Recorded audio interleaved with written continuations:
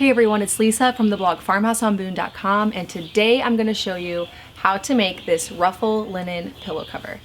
Now, I've had the tutorial for making this pillow cover over on the blog for quite a while, but I've never made a video.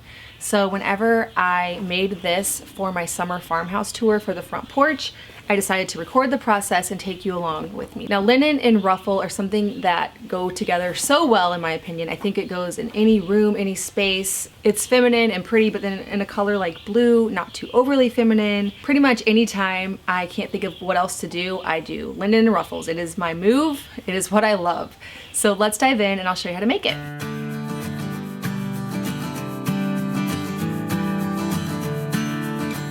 Start by measuring your pillow. You can make this for any size. Just take the measurement and add an inch to the length and an inch to the width, so that way you have a 1/2 inch seam allowance all the way around. For this particular size pillow cover, I cut my front 28 inches by 11.5 inches. This made for a pillow cover with finished dimensions of 27 inches by 10.5 inches. It's a long rectangular pillow cover that I have here.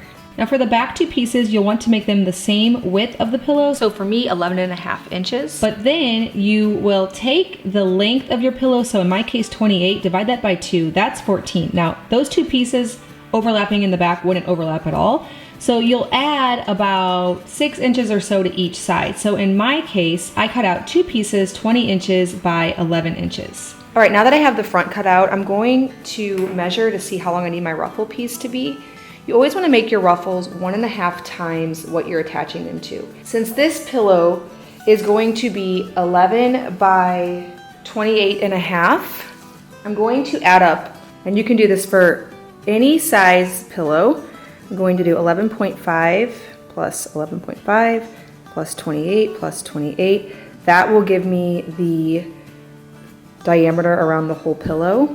Multiply that by 1.5. So I need 118.5 roughly inches for ruffles. So I'm going to cut those out.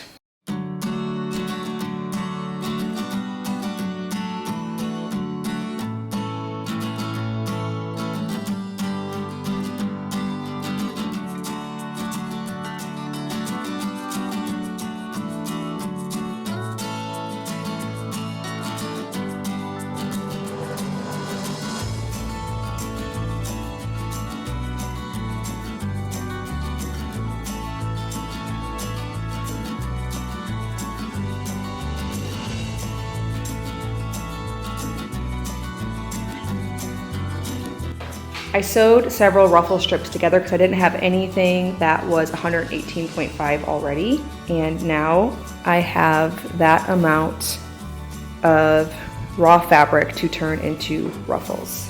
I also joined the ends together, so I have a long circle now for the ruffles, and also made sure to back and forward stitch at the beginning and end of the seam here.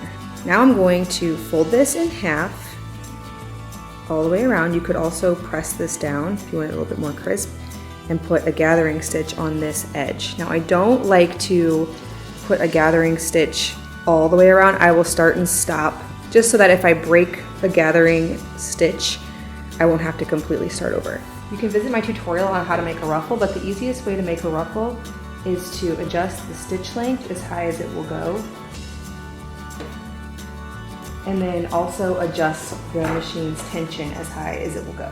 That will create ruffles automatically.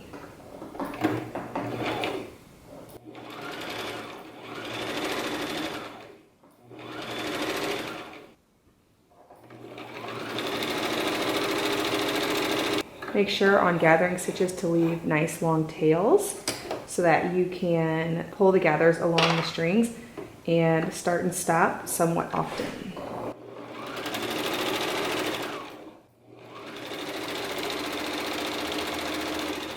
Once you have your gathering stitches put in, you want to lay them on top of the front piece and pull one string of each gathering stitch and gather the fabric along the string all the way until the length around of the ruffle matches the length around of the front piece.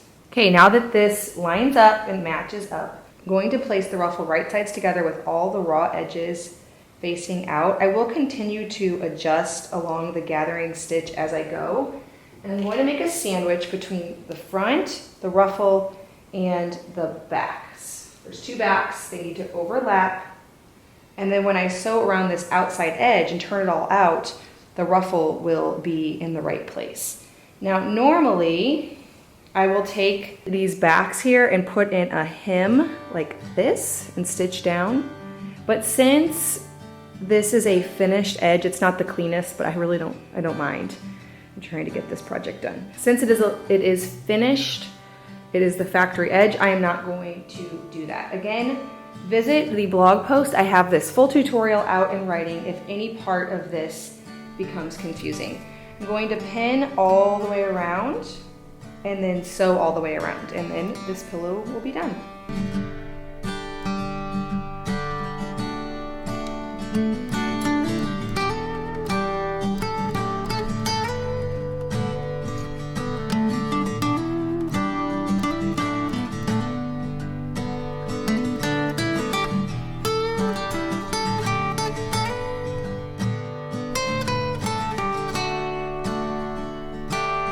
And now you will see, if you open it up, if you pull it out, there is a ruffle in between and the nice finished edge. Now, in order to finish this off, you can either use a serger or a tight zigzag stitch and go all the way around just to finish off all these raw edges. If you're using a zigzag stitch, it's best to first trim off all the strings, whereas if you're using a serger, it will have a blade to cut those.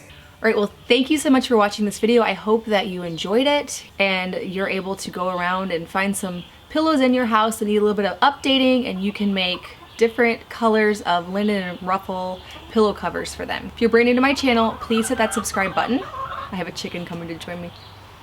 I make 2 videos every week on food from scratch, natural living in a handmade home. Thank you so much for stopping by the farmhouse.